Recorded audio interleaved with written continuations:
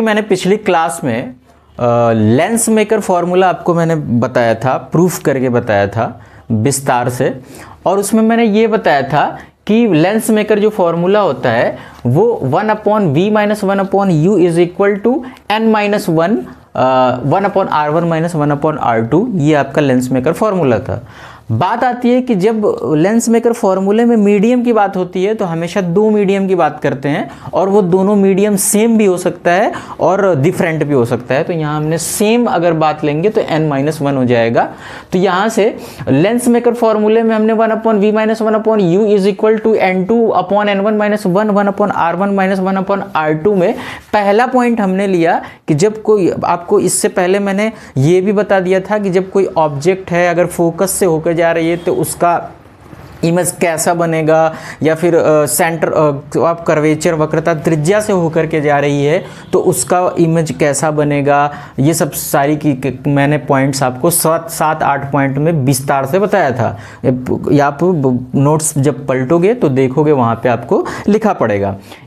अब यहाँ पर आपको दिख रहा है कि लेंस मेकर फॉर्मूला के तहत जो भी डिफरेंसेस आएंगे, यानी कैसे कैसे जो फॉर्मूले में चेंजेस आएंगे, ये चीज अपन सीखेंगे। तो यहाँ पे पहला पॉइंट दिख रहा है कि यदि कोई वस्तु है अगर वो फोकस पर हो, या अगर कोई वस्तु, आपको भी पता है फोकस क्या होता है, फोकस दूरी क्या होता है, ध्रुव क्या होता है, सेंटर ऑफ कर्वेचर क्या होता है, वक्रता त्रिज्या क्या होता है ना, ये सारे चीजें आपको पता है बखूब की, तभी तो ये समझ में आएगा लाइट लाइन। तो लाइट ऐसे चैप्टर्स है कि ये समझ लो तो गांव देहात में तो पढ़ा ही नहीं जाता है लाइट बस खाली 9 या 10 काल खाली लाइट की परिभाषा, अपवर्तन परावर्तन क्या है, ये है वो है, बस इतना सीमित रहते हैं। इसके बाद की जो कहानी है वो आपके जो रियल लाइफ में आने वाले जो चीजें होंगी उनमें यूज करने को मिलेगा, देखने को मिलेगा, और इसका आभास आपको तभी होगा जब इंटरमीडिएट की साइंस जो है, खास करके फिजिक्स केमिस्ट्री जो होती है उस पर डीपली नॉलेज लेकर के आप पढ़ोगे, तभी आप जैसे कंपटीशन एग्जाम जैसे इंजीनियरिंग और मेडिकल जैसे कंपटीशन एग्जाम को समझ सकते हो। गांव देहात में आलम ये है कि बच्चे इंजीनियरिंग और मेडिकल जैसे कंपटीशन एग्जाम में कुछ जानते ही नहीं है होता क्या है। मेरे साथ भी, मैं भी यहीं का पढ़ा लिखा हूँ, मुझे पता है कि यहाँ पे क्या होता है, कैसे बच्चे रहते हैं और कैसे अपने आप को प्रॉपर तरीके से खुद गाइड से आगे बढ़ते हैं धीरे धीरे। ये सब बहुत समस्याएं आपके सामने आएंगी, और मैं ये नहीं चाहता हूँ कि जो हमारे साथ हुआ है, हमने जो अंदर से झेली चीज़ें हैं, चीज़ों को देखा है, कैसे कैसे क्या चीज़ होता है क्या नहीं होता है, वो आपके साथ ना हो, यानी हमारे पढ़ाए हुए स्टूडेंट्स के साथ ना हो। हमें उस बात की खुशी मिलती है कि जब मैं 100 स्टूडेंट्स को पढ़ाता हूँ, अगर एक बच्चा भी मेरा बात मान लेता है तो हमें दिल को सुकून मिलता है, हमें ऐसा लगता है कि नहीं हमारा काम मुकम्मल हो रहा है। तो चलिए बात की बात होती है, ये बात देखते हैं क्या कि यहाँ पे आपका कोई भी वस्तु है, अगर फोकस पे होगा तो जो वस्तु होगा वो क्या होगा, अनंत पर। वस्तु का जो इमेज बनेगा वो कहाँ बनेगा, इमेज अनंत पर बनेगा। जब अनंत पर बनेगा तो इस फॉर्मूले में हमने क्या कर दिया कि u is equal to F रखा और v is equal to infinite रखा, तो ये मान निकल करके आया कि 1/f इज इक्वल टू इतना आ गया। कैसे आ गया आप देख सकते हो कि 1/इनफाइनाइट का मान होता है 0 और माइनस का 1/f। जैसे आपको गणित में छोटा सा पता है कि -x बराबर यदि 5 आएगा तो x बराबर इसको 5 लिख सकते हो, उसी प्रकार से इसको हमने लिख दिया कि 1/f is equal to minus का n2 minus n2 minus 1n1 minus 1 bracket में 1/r1 माइनस 1/r2। ये तो प्रथम स्थिति रहा। सेकेंड आपकी स्थिति रहा कि u is equal to infinite.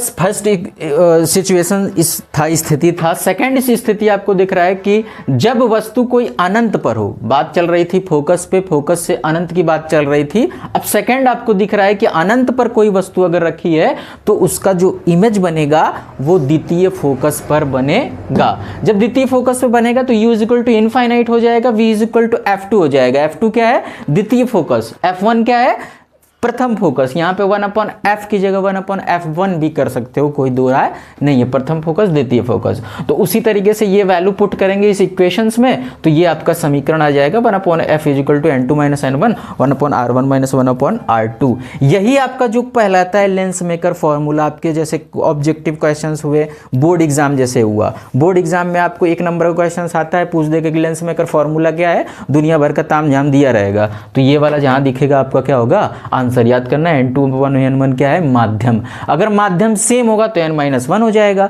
Different माध्यम होगा, माध्यम क्या, एक डेंसर एक क्या, रेयर। डेंसर मतलब क्या, सघन, और रेयर मतलब क्या, विरल। तो ये आप मैंने बता दिया था आपको। तो ये आपका दिख रहा है कि सबसे पहले बोर्ड एग्जाम जैसे एग्जाम के लिए इंपॉर्टेंट है, ऑब्जेक्टिव में ये क्वेश्चन पूछता है। दूसरा आपका IIT JEE जैसे एग्जाम जैसे होता है, पहले हम लोग के टाइम में IIT JEE की एग्जाम हुआ करता था, तो IIT JEE का एग्जाम सिर्फ एक बार हुआ करता था, है ना, मतलब एक क्वेश्चन पेपर हुआ था, तो उसका लेवल इतना था कि उसमें मैथ जिसका स्ट्रांग रहता था उसी का IIT JEE निकलता था।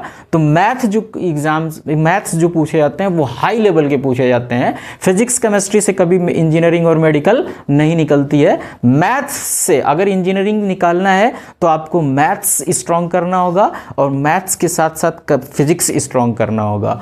और अगर मेडिकल जैसे कंपटीशन एग्जाम को आपको निकालना है तो आपको बायोलॉजी पर कमांड होना चाहिए, और दूसरा आपको केमिस्ट्री पर कमांड होना चाहिए। किस पर, अगर बात करते हैं यहाँ पे आपको, ये तो इंजीनियरिंग मेडिकल जैसे ऑब्जेक्टिव एग्जाम है, तो इसकी बात कर लेते हैं।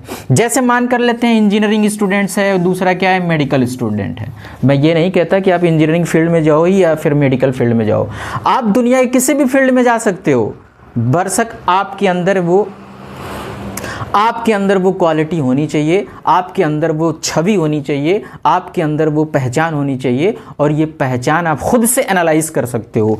दो बात आप इंपॉर्टेंट करके याद रखना, मेरी बात लिख करके रख लेना और अपने दिमाग में छाप लेना कि दो ही बात होती है इंपॉर्टेंट आपको लाइफ को सेट करने के लिए, यानी गोल को सेट करने के लिए। जब तक आप लक्ष्य निर्धारित नहीं करोगे आपका पढ़ाई लिखाई में मन नहीं लगेगा। पहली बात याद रखना, जब भी कोई ख्वाब पालना, ख्वाब इन द सेंस क्या, अपना लक्ष्य निर्धारण करना, लक्ष्य निर्धारण करना, दो बातें इंपॉर्टेंट होती है। पहला, अपने परिवार की स्थिति के बारे में जानना, दूसरा खुद की स्थिति के बारे में समझना कि तुम्हें कौन सा सब्जेक्ट आता है, मैथ्स आता है कि फिजिक्स आता है कि केमिस्ट्री आता है कि इंग्लिश आता है कि आर्ट आता है कि सिलाई कढ़ाई बुनाई, आर्ट, घूमना फिरना, आवारागर्दी, भलान ढेकान, कुछ भी आता हो आपको, सबसे पहले अपने खुद को पहचानना। जब तक आप खुद को पहचान नहीं पाओगे कोई भी सेट नहीं कर पाओगे गोल अगर आप सेट कर लोगे तो आपकी भविष्य बेहतर होने वाला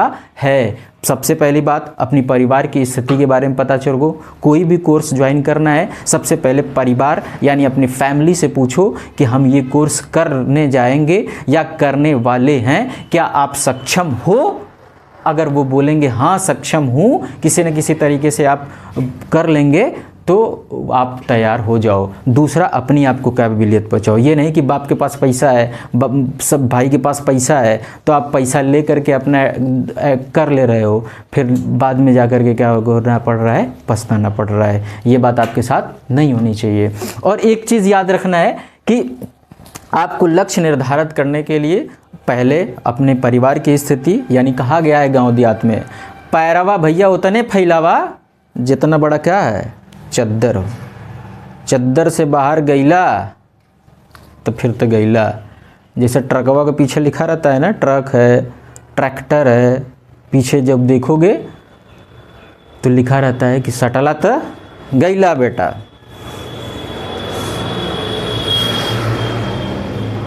पीछे लिखा रहता है सटला तो गईला बेटा। इसी तरीके से अगर यहाँ से ध्यान भटकला तो गईला बेटा। ठीक, तो ये याद रखना है। इंजीनियरिंग जैसे मेडिकल एग्जाम और मेडिकल जैसे एग्ज़ाम में कौन कौन से सब्जेक्ट इंपॉर्टेंट है, इसकी बात की चर्चा हम अगली बार करेंगे। ठीक है, ओके, थैंक यू।